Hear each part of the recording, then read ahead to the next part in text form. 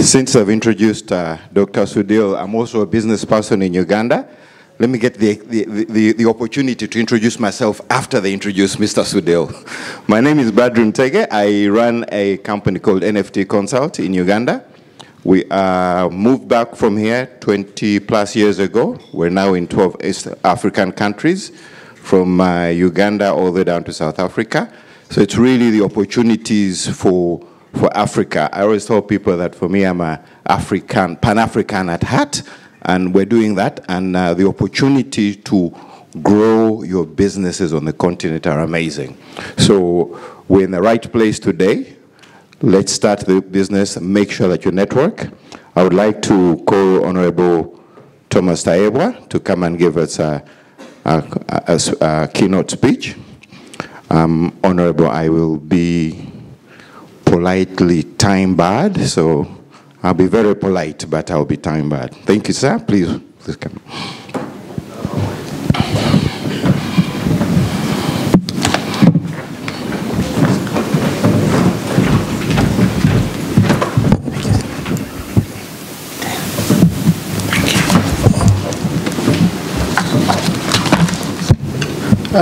Good evening.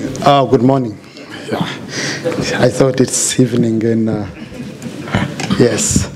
The Right Honorable Rebecca Kadaga, dear friends, ladies and gentlemen. Mine is just very simple. First of all, to thank Willie and team for the great job they are doing. Secondly, just tell you about the role of Parliament, which should be very easy in facilitating you as investors. First of all, the 4 critical roles of Parliament that are clearly defined in the Constitution. And I think because we use the British system, should be cross-cutting. It's legislation, representation, oversight, and appropriation.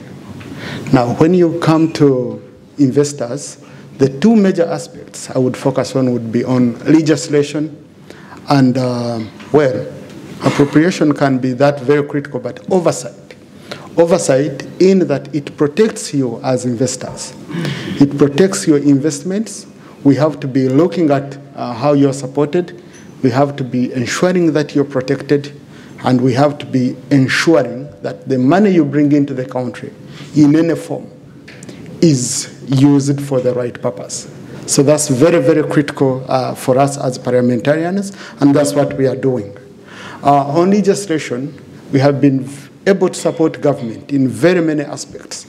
One of the areas which I would say supports the investors directly is recently Uganda was among the countries which were on the grey list of anti-money laundering.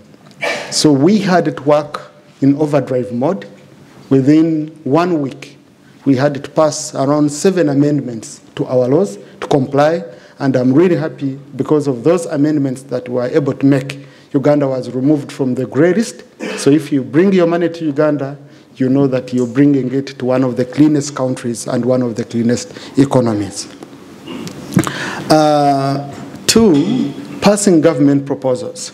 Some of you investors, you need the support of your governments. A very good example. Ugandan investors are tapping from the UKEF fund. So most of these projects need approval of Parliament. So we as Parliament, we come in very quickly to support these kind of projects. A very good example being Nexus Green, that is doing a lot of work in the irrigation sector. We have Lagan, that is doing a lot of work in developing Namamve Park. We as a Parliament, we moved expeditiously to approve all these borrowing proposals and support from the UKEF. So as Parliament, I've come here to guarantee you that indeed would be able to do a wonderful job, and we do it expeditiously so that we can facilitate your financing options. The other one would be, of course, passing the national budget. Some of these proposals come within the budget. You have also some of the, you have the Secretary to the Treasury is here. He usually brings proposals to do with tax incentives and all that. So we have to support during the budgeting process. We have to ensure that indeed we do support so that investors like you are well facilitated. Of course, parliamentary diplomacy. Parliamentary diplomacy is very critical because Uganda cannot be isolated. We tackle whatever we do from a Pan-African perspective. Because if you are saying that when you're coming to Africa, you're just coming to Uganda, then you don't know what you're missing out. You're missing out on a bigger regional market of East African community, of COMESA, and now with the African Free Continental Trade Area, it's very, very critical that as investors, you look at Africa as a whole. So part of the parliamentary diplomacy we do is through the Pan-African parliaments, the regional parliaments that we do have, but also the international parliamentary groups where we have exchanges and discuss very critical aspects of regulation. A very good example, we have the OACPS, that's Organization of Africa, Caribbean, and Pacific countries that govern the relationship we have with the EU. So if you're investing in Uganda and you want to export to the EU, how is that arrangement being done? So through the Samoa Agreement that replaced the Cotonou Agreement, we've been able to work very closely with the executive. Now we have a very robust framework where we've concretized on how best our exports will be going to other countries in the EU, because the EU is now a very, very critical market for Ugandan products, for African products, looking at us exceeding 1 billion euro in terms of trade, and for the first time Uganda registering wiping off that deficit. And it means that the moment we continue doing this parliamentary diplomacy, we are putting Uganda at a very critical footing with the rest of the region, and therefore the investments you bring in will be extremely secure. Finally, it's on the aspect of security. As a parliament, we have to play a role to ensure that our country is secure. How do we ensure it is secure? To provide funds that can bring peace and stability to the country. To ensure that we pass laws that are going to support the government in place, to protect you as investors. To ensure that we put in place very robust laws that are protecting the investors from an aspect, because we usually talk of corruption from an aspect of government money, public money. But private money is very critical. And I'm really happy today we have my sister, Colonel Edith Nakarema, who is from the Investors Protection Unit. Because of the kind of legal regime that we've put in place, everyone is able to be protected. You bring in your money, it is well protected. And as Parliament, where we find gaps, where you as investors find gaps, and you identify us, then we work very closely with the executive, and we take on all these roles and gaps, we ensure they are filled. We have established a very strong relationship between the executive and the legislature. And so it is very critical for any investor to find that all arms of government speak together, because that's the only way you can be well facilitated as an investor. I want to thank you.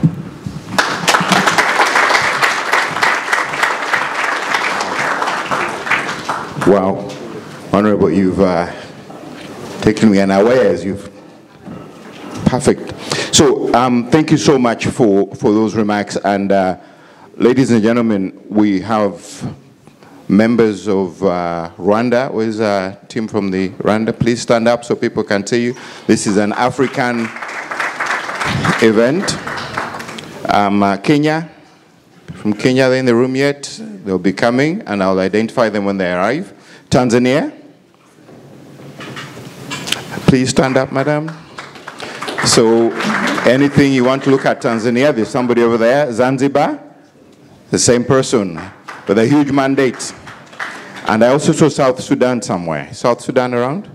Yes, sir.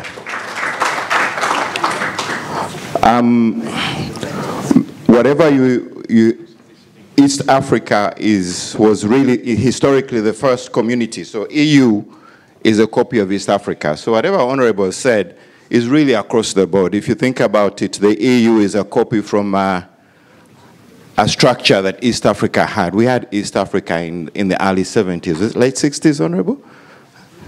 70s, the East African community existed. So when you see members here and you just see Uganda, they're speaking for the region.